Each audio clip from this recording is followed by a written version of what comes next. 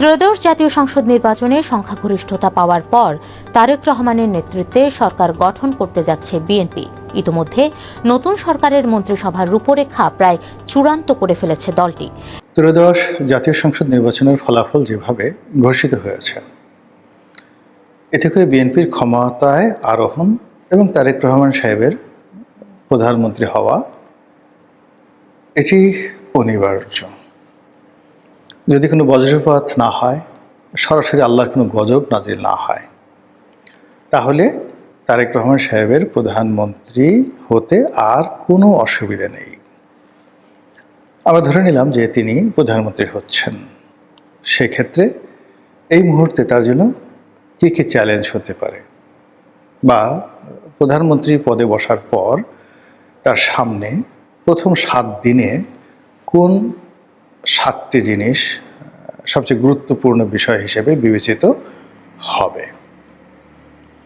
এই বিষয়গুলো আমি যতটুকু জানি, যতটুকু বুঝি, ততটুকু আলোচনা করার চেষ্টা করব। একই সঙ্গে যে জিনিসগুলো দেখা যাচ্ছে না, বোঝা যাচ্ছে না, কিন্তু অলনে ছাড়ে তার সামনে এসে উপস্থিত হতে পারে, সেই বিষয়গুলো বালা বলেন, মুসিবত বলেন, আকস্মিক দুর্ঘটনা বলেন, সেই ঘটনাগুলো তাকে স্মরণে রাখতে হবে। তার দুটো পার্ট, একটা হলো দৃশ্যমান রাষ্ট্রীয় সমস্যা, একই সঙ্গে দৃশ্যমান তার দলের সমস্যা। আর যেগুলো দৃশ্যমান নয় কিন্তু চেয়ারে বসার পরে হঠাৎ করে উপস্থিত হতে পারে, সেই সমস্যাগুলো নিয়ে খুব সংক্ষিপ্তভাবে কিছু কথা বলার চেষ্টা করব। আমার কাছে মনে হচ্ছে যে তারেক রহমান সাহেবকে যদি এই রাষ্ট্রের হাল ধরতে হয়, তাকে সবার আগে দেশের অর্থনৈতিক অবস্থা কোন পর্যায়ে আছে এটা বুঝতে হবে।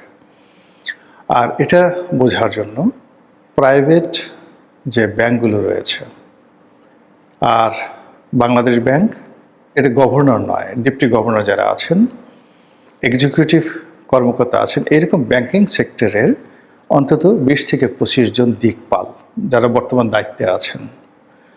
আর তার সঙ্গে সঙ্গে এখন দায়িত্বে নেই, কিন্তু ফাইন্যান্সিয়াল এক্সপার্ট ব্যাংকের সঙ্গে ছিলেন, কিন্তু মোটামুটি রিটায়ার্ড করেছেন বছর খানেকের মধ্যে। এইরকম 30 জন লোকের সাথে 1 থেকে 1.5 ঘন্টা পরপর 3-4 দিন বৈঠক করে তাকে জানতে হবে যে এই মুহূর্তে টোটাল বিদেশি ঋণ কত, বাংলাদেশি ঋণ কত আছে ব্যাংকগুলোর কাছে, সরকারি কর্মকর্তা কর্মচারীদের বেতন হয় কিভাবে, এই বিষয়গুলো তাকে জানতে হবে। আর গত 17 মাসে কত হাজার কোটি টাকার মুদ্রা ছাপানো হয়েছে, এবং আগামী 6 মাস রাষ্ট্র পরিচালনা করার জন্য তাকে আরও কত নতুন মুদ্রা ছাপাতে হবে, এই বিষয়গুলো তাকে নোট নিয়ে মুখস্থ করতে হবে, এবং he must have his own financial plan. Governor কি বলল, তার অর্থমন্ত্রী কি বলল, এগুলো শুনলে হবে না। একেবারে জাস্ট ইব্রাহিম তারোরে, বুরকিনা ফাসোর ইব্রাহিম তারোরের মতো তার নিজের সিদ্ধান্ত নিতে হবে যে সে কত হাজার কোটি টাকা মুদ্রা ছাপাবে বা ছাপাবে না, ঋণ ব্যাংক থেকে নেবে কি নেবে না, বিদেশ থেকে ঋণ নেবে কি নেবে না। এগুলো একটা অর্থনীতি। 2 নম্বর হলো যে গত 17 মাসে মুদ্রার মান কত পার্সেন্ট কমেছে।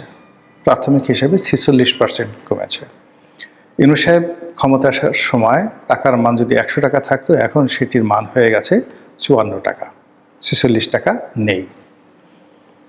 এই যে 46 টাকা নেই, এর ফলে টোটাল আমানতে কি সমস্যা হয়েছে, জনগণের কাছে যে টাকা আছে সেটার কি সমস্যা হচ্ছে, স্বর্ণের বাজার কি অবস্থায় আছে, ডলারের বাজার কি অবস্থা আছে, এবং এই বিষয়গুলো কিভাবে তিনি সমন্বয় করবেন।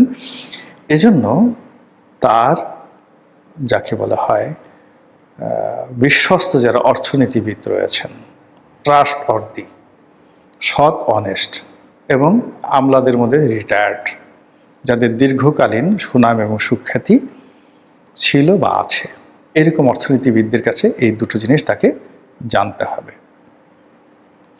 3 নম্বরে যেটি আছে সেটি হলো আগামী 6 মাস আমাদের চাল, ডাল, আটা, ময়দা, চিনি, এটা রিজার্ভ কোন পর্যায়ে আছে, আমদানির অবস্থা কি, ভর্তুকির অবস্থা কি, জ্বালানি তেলের অবস্থা কি, বিদ্যুৎ খাতে ইমিডিয়েটলি কত হাজার কোটি টাকা তাকে পে করতে হবে, আদানি, সামিট থেকে শুরু করে অন্য যে সকল পাওয়ার প্ল্যান্ট কোম্পানিগুলো আছে তারা কত টাকা পাবে।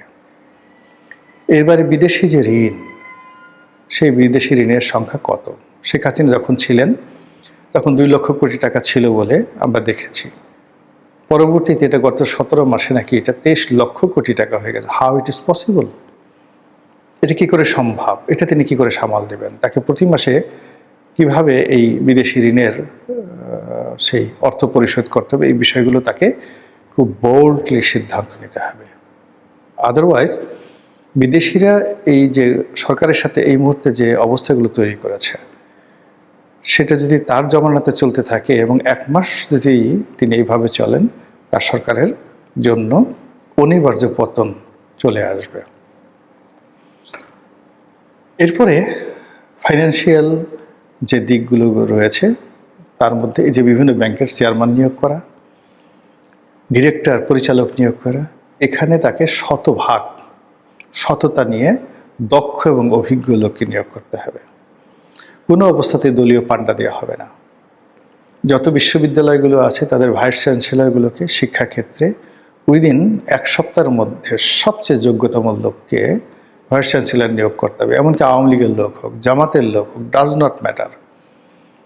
শিক্ষাক্ষেত্রে সবচেয়ে যোগ্যতম লোককে ভাইস চ্যান্সেলর নিয়োগ করতে হবে, প্রিন্সিপাল নিয়োগ করতে হবে, প্রক্টর নিয়োগ করতে হবে এবং ওখানে মব 100% নিষিদ্ধ করতে হবে।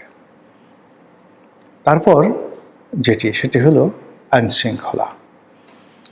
উইদিন 1 মাসের মধ্যে তাকে দৃশ্যমান আইন শৃঙ্খলার ব্যাপারে দৃশ্যমান ব্যবস্থা গ্রহণ করতে হবে এবং সেটা সেই আগের যে অপারেশন ক্লিন হার্টের মতো। গত 17 মাসে তিনি 8,000-এর মতো দলীয় নেতাকর্মীকে বহিষ্কার করেছেন।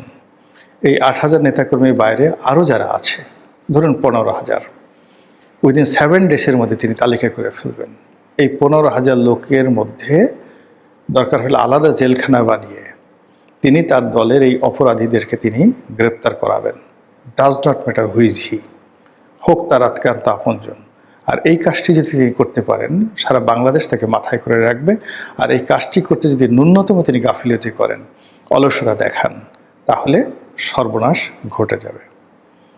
আরেকটি হলো তিনি লন্ডন থেকে যে গ্রুপটি নিয়ে আসছেন, সেই গ্রুপের সঙ্গে যারা বাংলাদেশে গত 17 বছর ধরে কষ্ট করেছেন, তারপরে ত্যাগ তিতিক্ষা প্রমাণ দিয়েছেন, জীবন তছনছ করে দিয়েছেন দলের জন্য, তাদেরকে মূল্যায়ন করতে হবে এবং কোনো অবস্থাতেই তার লন্ডনে গ্রুপ দ্বারা যেন দলের পরীক্ষিত নেতাকর্মীরা লাঞ্ছিত না হন, অপমানিত না হন, এই কাজটি করতে হবে। আর তার ক্যাবিনেট থাকবে, মন্ত্রিপরিষদ থাকবে, তিনি তার মতো করে করবেন, কিন্তু তার একটা কিচেন ক্যাবিনেট থাকতে হবে এবং সেই কিচেন ক্যাবিনেটে পরীক্ষিত তিনি যাদের মনে করবেন যে ভালো মানুষ, ভালো মানুষ মানে চোট্টা না, তারপরে ধর্ষণকারী নয়, দুর্নীতিবাজ নয়, মদখোর নয়, লেখাপড়া জানেন শুধুমাত্র অক্সফোর্ড হার্ভার্ডে না, মানে সত্যিকার অর্থে লেখাপড়া জানেন, আবার লেখাপড়া জানেন কিন্তু দাঁত মাজেন না, লেখাপড়া জানে কিন্তু মাথার চুল আঁচড়ান না, লেখাপড়া জানেন মুখ দিয়ে গন্ধ আসে, বগল দিয়ে গন্ধ আসে, পা মানে জুতার দিকে তাকালে বমি আসে, এরকম জ্ঞানী গুণীকে দিয়ে তারেক রহমান সাহেবের কিচেন ক্যাবিনেট হলে চলবে না। তাকে কেতাদুরস্ত বারাক ওবামার মতো স্মার্ট লোক লাগবে, মানে যা সেটা ধারণ, মানে কথা, শিক্ষা, পোশাক আশাক এবং পারিবারিক জীবন সব মিলিয়ে বারাক ওবামাকে যদি আমরা আদর্শ মানুষ হিসেবে ধরি, এইরকম কিছু লোক তার লাগবে তার কিচেন ক্যাবিনেটে, বিভিন্ন বয়সের 10 থেকে 12 জন। আদারওয়াইজ তার যে অপূর্ণতা রয়েছে, তিনি 17 বছর দেশের মধ্যে ছিলেন না, টেকনোলজিক্যাল তার যে জ্ঞানের অপূর্ণতা থাকতে পারে, অর্থনীতির ব্যাপারে থাকতে পারে, রাজনীতির ব্যাপারে থাকতে পারে, এটা তার সেই কিচেন ক্যাবিনেট অনেকটা সম্রাট আকবরের 9 জুয়েলসের মতো এরকম তার 9-10 জন জুয়েল লাগবে। আর মন্ত্রী পরিষদে যারা মন্ত্রী হবেন তারা তো দলের মধ্যে থেকে হবেন, তারা তাদের মতো অর্ডিনারি কাজ করবেন, কিন্তু আর কিচেন ক্যাবিনেটটা অত্যন্ত স্ট্রং হবে। এবং শেখ হাসিনা যে 15 বছর টিকে ছিলেন তার কিন্তু অত্যন্ত স্ট্রং একটা কিচেন ক্যাবিনেট ছিল। সেখানে এস.টি. ইমাম, মশিউর রহমান সাহেবের মতো মানুষ, মানে বিখ্যাত বিখ্যাত সব যারা ঝানু লেখাপড়া যারা মানুষ, তারা কিন্তু ছিলেন সামরিক বেসামরিক লোকজন। তারও কিন্তু এরকম লাগবে। এবং এখন যারা আছে, তার আশেপাশে যারা আছে, এই কিচেন ক্যাবিনেটে মেম্বার হতে পারেন এরকম একজন লোককেও আমার পছন্দ হয় না। ফলে এই সমাজ থেকে তাদেরকে বের করতে হবে। অথবা যে সমস্ত লোক বিদেশে টাকা খেয়ে বিরাট একটা ভুঁড়ি আছে, বড় বড় কথা বলে, টাকা দিলে কথা উল্টে যায়, এরকম লোকজন যারা ডক্টর ইউনূস সাহেবকে ডুবিয়েছেন, বিভিন্ন রিপোর্ট করার নাম করে টাকা নিয়েছেন, তাদের কাছ থেকে তাকে দূরে থাকতে হবে। এগুলো হলো তার নর্মাল কাজগুলো। আর বিপদ আপদ আসতে পারে, সেটা হলো